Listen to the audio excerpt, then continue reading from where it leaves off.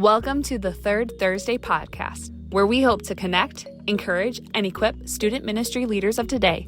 Hosted by Ben McEntee, this podcast is brought to you by the Rocky Mountain District of the Christian and Missionary Alliance. You can listen to us on all major podcast platforms, so don't forget to subscribe, like, and share to help others be connected, encouraged, and equipped to reach students with the gospel. Now let's dive in. Here's your host, Ben. Hello and welcome to the Third Thursday podcast, the podcast for youth workers, youth pastors, and folks that just love serving youth by inviting them and equipping them to live for Jesus. My name is Ben McEntee, and it's an honor to host this show because I get to talk with the one and only, the always imitated but never duplicated. You guys, that's an Aladdin reference. Chris Tweedy of the RMD of the C&MA. Welcome, Chris. How are you doing? I'm doing good, Ben. You're looking festive in your red Santa-ish hoodie today. It's true. Thank you. It is. I am wearing a red. You can't see this because this is an audio medium, but I am wearing a festive outfit for your viewing pleasure, I guess. Imagination.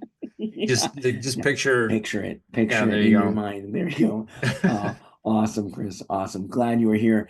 Excited today because our episode is all about you and I. We get to share a few of our favorite 2024 resources. So this is an end of the year episode, you guys, and that's saying something. All right. What it's saying is this, that the year's ending. Okay. If you don't know, it's coming. 2025 we're on the cusp of it, and resources are important. Resources, what are we talking about? These are things that help us learn new ideas. They help us focus on important issues. They help us do the work of youth ministry better. And resources, they're all around us, right? There's good ones, there's bad ones, there's terrible, ugly ones, right? They run the gamut, and there's some that are just plain dumb. But so we're here to help you, to just give you a few resources that we love and that have helped us in this year. But before we dive into that, we always begin with a question that we, generally the humble hosts and guests of the Third Thursday podcast, that we answer. But today we want to do something a little different, something new, something sparkly and shiny here. We're going to ask a question of you, dear listener, that you can answer. All right. So we're going to get a little meta. I think I'm using that word appropriately, which makes us very relevant. This is relevant, you guys. Okay. So here's the question for you, listener. I'm speaking to you now. Here it is. It's this: what work is God preparing to do in your life and ministry this coming year? Okay, I'll ask it again. What work is God preparing to do in your life and ministry this coming year? Now, maybe you need to pause this podcast right now and write that question down, like in a note on your phone, right? Or a voice memo to yourself, or an email to yourself, or write it in a journal. All things that have been field tested by Chris and I just want to let you know that, to remember things, right? So do that, and then come back to that question, right, in the next few weeks and answer it. And also unpause this podcast so that you can listen to us again. Okay, we're going to give you that moment to we'll hit pause. Okay, and now you're back. Awesome. Very good. Very good. Back to the Third Thursday podcast. Don't leave us hanging. Yes. Okay. I feel like they're all back, Chris. Do you think they're back? I feel it. We're good to go. Good. Me too. Awesome. So, hey, let's dive into this conversation. Favorite 2024 resources. Now, Chris and I have created a rubric. I just wanted to use that word for this episode. Way to work that in. That's way to just expand our vocabulary there, Ben. Now they got to pause it and go Google rubric. Don't. And then it's going to be this rabbit trail into Rubik's cubes, and then anyway, you're going to go into a YouTube wormhole on rubrics. Don't do that.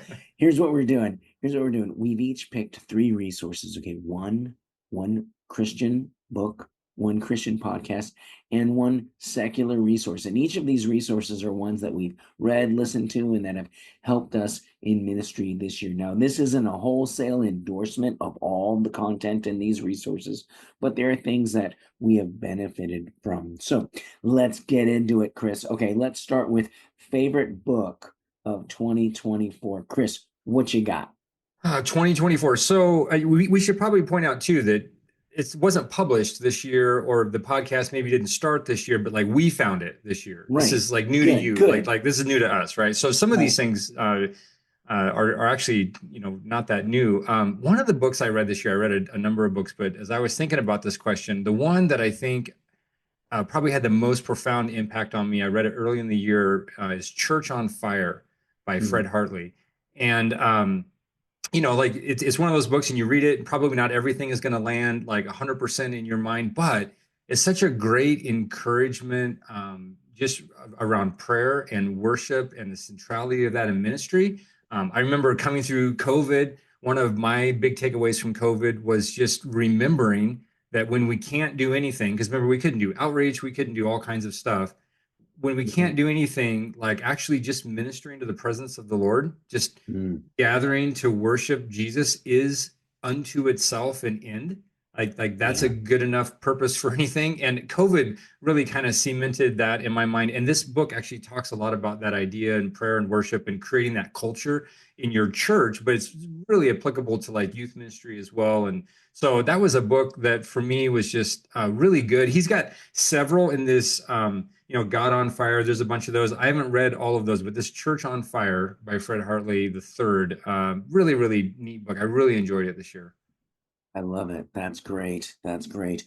Very cool. I mean, Church on Fire, I hear that and I go, oh, is it going to be some like holy roller thing? But right, because I think that that's kind of been co-opted, right? Right. On fire. But we're really talking about just being alive. I mean, like the fire imagery, you hear different people say different things like, fire is God's symbol of judgment, and it is at times, but it's also like, when the temple was built, God started the first fire on the sacrifice and the tongues of fire at Pentecost. And this book is really kind of going with that more of that flavor, that there's a fire, a heat of God's presence and the spirit that we long for, and creating a culture that kind of stewards that. So it's really, really neat book. I'm all about it. I think that's great. I think that's awesome. Awesome. Very cool. Church on Fire by Fred Hartley III. So check that out. Check that out. Here's my book. This is very old. And so it's called Precious Remedies Against Satan's Devices by Thomas Brooks. And my oldest brother, I have two older brothers. My brother Tom, he called me this year and said, "Hey, I'm reading this book, and you got to pick it up." And when he offers a book to me, which he does, he'll say, "This is a game changer." And so I bought it, and it is awesome. Here's the deal about books that are really old. This was written in the 1600s.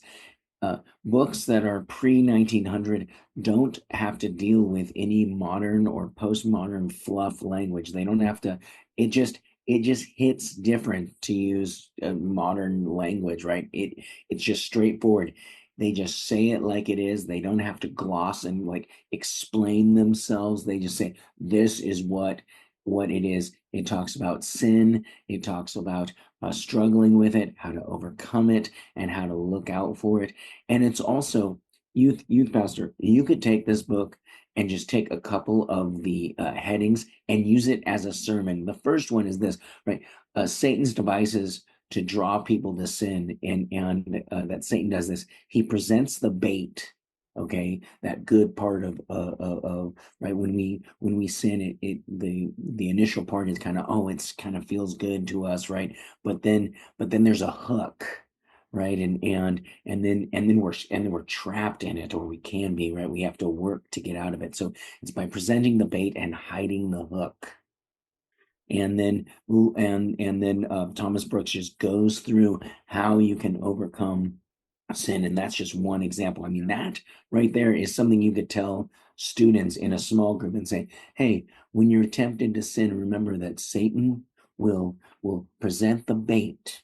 He'll make it look shiny and beautiful and awesome, even good, and he'll hide the hook, and that hook is meant to destroy you. I mean, that's a powerful image, and one that we can wrap our minds around, and that kids and students can wrap their brains around. It's a great book. It's straightforward. It's powerful. And I mean, again, it just hits differently. Look for books and resources that are old, I'll say. And that one really impacted me this year. Yeah, this book, I read this several years ago. It came referenced, or it came recommended somehow. I've gotten this book for my two older kids as they've kind of hit that late high school, and they're It's a phenomenal book. I when I saw this on your list, I was like, man, this is such a good one.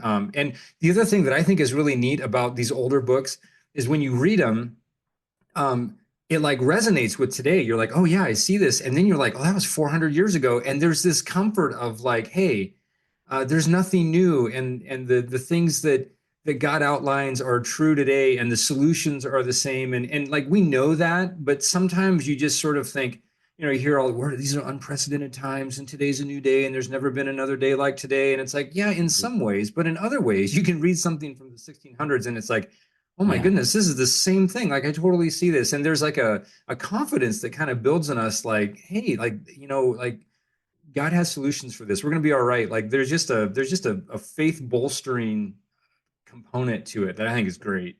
Yes, absolutely. Absolutely. Very, so true. So true.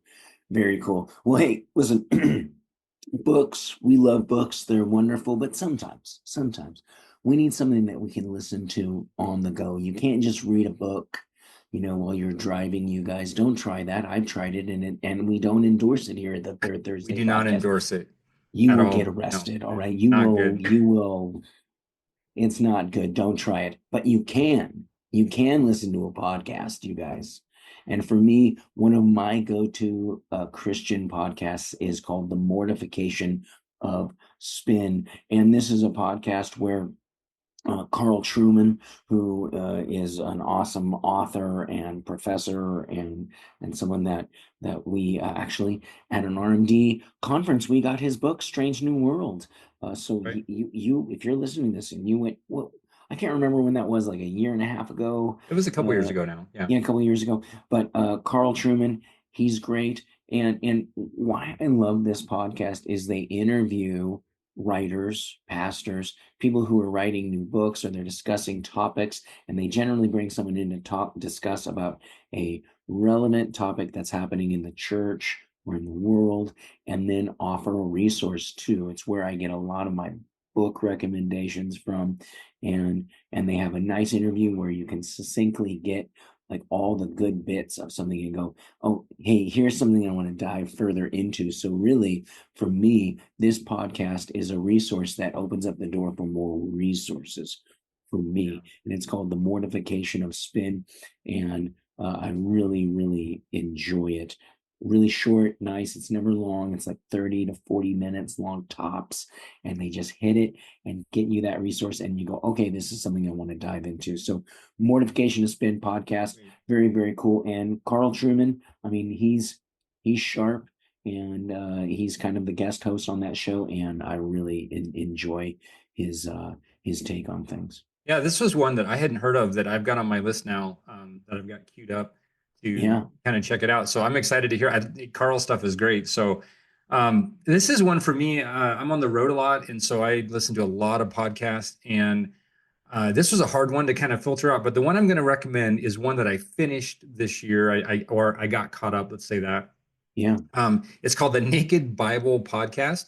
And just so we'll just kind of maybe one more word of explanation about this title, but essentially what it's a PhD Bible scholar. He's an Old Testament Hebrew scholar, and what he's really trying to do in this podcast is to say, let's read the Bible in its own context, naked from any denominational or sort of perspectives that we bring to the Bible, right? Just like let the Bible be what it is. Don't put your own theological coat on it so that you read it through your own lens of whatever, like whether that's Catholic or Episcopalian or Calvinist or Arminian or whatever. And so that's kind of neat. But I think the thing that he does that just really has been helpful to me is he's trying to bring scholarship into, just for those of us that are non-scholars, and I don't mean that diminutive, just like most of us don't speak and read and write Hebrew and Greek, and we don't live in these worlds, but people do. And often for us, I don't know, Ben, how it is for you, but sometimes when you think like PhD, you just immediately think someone who's thought themselves into oblivion, and they're detached from life, and they're often very liberal, and like you don't even know what it's like in this world. And the reality is there are a lot of phenomenal scholars that have done work on like hard passages of the Bible, things that are confusing. There's a phrase in this podcast that if it's weird, it's important, And what he really tries to do is to bring that into our life and kind of bridge this gap. So there's all kinds of things, though they'll interview scholars, but they do a lot of just looking at topics, going through different books of the Bible. And so um, uh, it's been something that I'm a big believer in. Ben, I know you are too. We've talked about this, that if we can be good Bible teachers, in addition to the other things that we do, the discipleship stuff really centers around that. It's pretty hard to disciple anyone if you don't have real solid theology and teaching at the base of it. And so this has been a help that way. But yeah, Naked Bible Podcast. I think they're transcribed too, and there's a blog and tons of resources. But really, really fun podcast. So, Oh, Chris, that sounds great. I'm gonna have to check that out. I'm unfamiliar, and I like it, and I agree with that idea of I mean, we got to preach the gospel, because in the end, the only thing that I can do as a pastor, the one main thing that I get to do is is I'm interested in the supremacy of the soul, and I can help someone with getting a meal, or someone who's depressed, or struggling with these other things. And those things are all matter. They matter, but the most important, those things mean nothing if that person doesn't know Jesus. yeah. And so when we frame our teaching biblically rooted, which is all about Jesus and our need for him, and God's master plan to bring us back to himself in and through his son, that is critical. So being resourced there, and don't be afraid of a PhD. I mean, be mindful of who the PhD is, but scholars are good. I'm so glad. Yeah. The world is telling us that Christians are dumb, Yeah. and that thoughtful men never come to Yeah. an Well, understanding of who Christ is. That's a bunch of garbage. and So you know, it's a sometimes lie. we get to these complicated passages, and the only, like, the loudest voices that get amplified by the culture are the antagonistic voices. Right. And it's like, no, there are lots of really smart guys that have other solutions and interpretations to these difficulties, and you don't know about them because no one wants to print, the Christian perspective, like the secular perspective gets, Right. like all the bit. But yeah, I agree with you about the supremacy of the soul. We're probably in a day and age where we need to pull the pendulum back a little bit from felt needs only. Sure. I'm not saying we're doing that. I know that's a broad statement, but Yeah. there's people, without shoes around the throne, and there's people with shoes in hell. And this is Yeah. a reality that, shoes are important, but the soul outlives your shoes. And so, Absolutely. being centered on really good theology is important. Agreed. Well, what a great resource. Thanks for bringing that to our attention. Yeah, listen, podcasts are a great thing. They can be bite-sized, they can be long form. There's just a wide variety of topics. So check out some podcasts. Be wary, of course, right, with any resource of the content therein. But now we're going to move on. This is part 3, number 3 of our rubric. I'm using that word again. Here we go. A secular resource. Now, wait, we're not making a blanket endorsement, right? But we also know that there are helpful resources, even if they aren't rooted and grounded in scripture. When we say secular, we're not saying it's bad, or it's not an us versus them sort of thing. But we do want to distinguish between something that is coming from a Christian perspective and all other perspectives. And we know that the world is creating content, and some of it is quite good. And it can help inform us on how to help young people and families as they strive to live for the Lord. So I will go first. This is it's a website, it's a podcast, it's basically a resource hub, and it's this group called Fight the New Drug. And the new drug really is pornography. It's a secular group. These are non-Christians who see the need to bring people and make people aware of the dangerous, damaging reality that pornography has on society as a whole. And they have got it. I mean, I heard about this group a while ago, but I've really kind of dove back in. I'm dealing with so many students who are dealing with this issue, and parents who are trying to educate the little ones about it.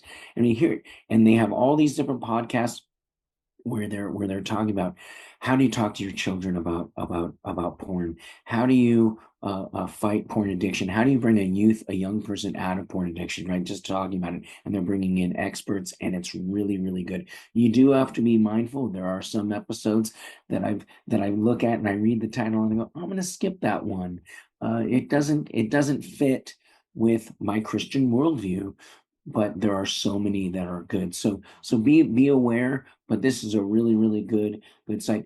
They interviewed a gentleman on a recent podcast. I believe he's a Christian. Actually, he talked about having a religious conviction, and maybe he was a believer, but he was talking about how to talk to, as a parent, how to talk to a child about pornography. And you wouldn't say, hey, don't look at porn to a 5-year-old.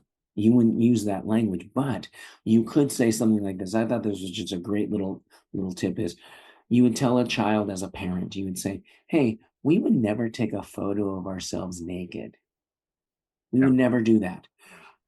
And you would never want to see a picture of someone naked. That wouldn't be appropriate. And that's an easy way for a parent, not a youth, to talk to, not for me as a children's pastor to talk to a child, but to tell a parent, have that conversation with your child, to let them know, just to open up that door, that this is something that we have to be aware of, because the world wants to twist sexuality, and they're doing it, and to help our parents raise up children who are protected from this just insidious sin that it is.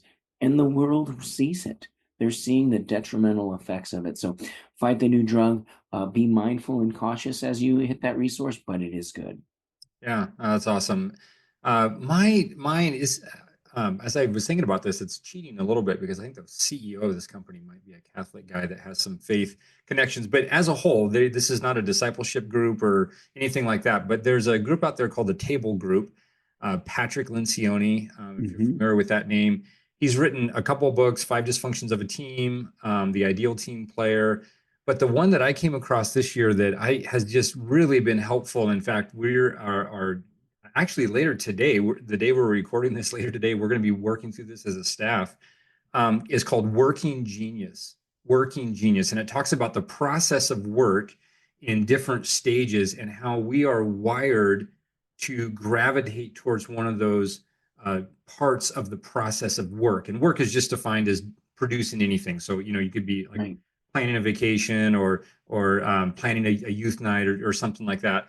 And I kind of hesitated to put it out here for like a youth podcast because I'm like, man, I don't know, how this is going to hit, to use your super cool hip word bin phrase. But as I thought about it more, almost every youth ministry has a team that you're working with, and this is really helpful in kind of helping see like, hey, this person on the team has this just really natural ability to do this. And like, if we just let them do that on the team, I hate to do that. And so this will be great. So it's kind of one of those collaborative. There is a book, there's an assessment, and a podcast. I think there's all the things. We'll Right. link it in the show notes. But just that, it's one of those collaborative team tools that I just thought it really is genius. I mean, it's very, very well done. And it's been really helpful to me in the latter part of this year. I just stumbled across it this year. So Working Genius by the Table Group, highly recommend. Yeah, that's great. What I'm hearing you talk about, Chris, is you're basically thinking about organization and admin. I mean, this is kind of an admin part, and youth workers, sometimes when you hear, oh, admin or whatever, or organization, you go, don't do that. Don't do that. Structure that, have that locked down, so that then you can do the real work that God has called Yeah. you to do, which is to minister to people. But if you don't have that on lock, just down pat, then you are wasting time. I'll just tell you, you're wasting time. So that's a really, really good resource. And Patrick, how do you pronounce that guy's name? Patrick Lencioni. Lencioni, yeah. Lencioni. I'm familiar with him, and that's a great I'll resource. say too, just in addition to the admin, because that's a place sometimes people struggle, but sometimes you get people that like that's easy, but they don't ever feel like they have any good ideas, right? For a solution. And it's like, yeah, that's like one of my low ones. It's just like I'm not super creative and I just don't have ideas pouring out of my head all the time. But some people do. And it's like, man, you need to like not make that person be the schedule guy. You need to like take that person and be like, here are 3 problems that we don't know what to do with. Like go idea away, So yeah, it's really good, easy read. So highly recommend it. Good. I love it. Working Genius by the Table Group. Wonderful, wonderful choice. Hey, in conclusion, here's what it is. What are you reading? What are you listening to? What are you digesting because it matters? What are you taking in? Don't let the distractions of the world take away the precious time that you have. I'm not saying like, hey man, don't enjoy a movie or don't root or watch your favorite sports team play. Okay, I'm an Arsenal fan. Premier League, I'm watching it all the time. It's what I do that's my like decompression stuff. I'm not saying that you can't do those things, but instead, rather, we are encouraging you to take time in your week to be in God's word first and foremost, right? Over all of this. The main resource is scripture, being grounded in that, and then include in your weekly rhythm some kind of learning experience, whether that's reading a book or a blog or a Substack or listening to a podcast or finding new information to communicate with students better, to share, to help students in their lives, in families' lives better, to serve the Lord. And be mindful of what you're taking in, because it really, really matters. So here are a few resources that we've suggested that are good places to start, and we'll have more in the show notes. So we always ask 3 questions in the Third Thursday podcast, right? In relation to these to resources. How does this affect you and your leaders? How does this affect your students? And how is God being honored through all of this? Think about those questions. Think about what resources you can have and use in the coming year. And check out the show notes for additional resources that we couldn't discuss on today's episode. And from Chris and I, we want to wish you a very Merry Christmas and a Happy New Year. Thank you for listening to another episode of the Third Thursday podcast. And we'll see you in 2025. See ya. Thank you for listening to the Third Thursday podcast. We hope you feel connected, encouraged, and equipped to reach students with the gospel. You can find more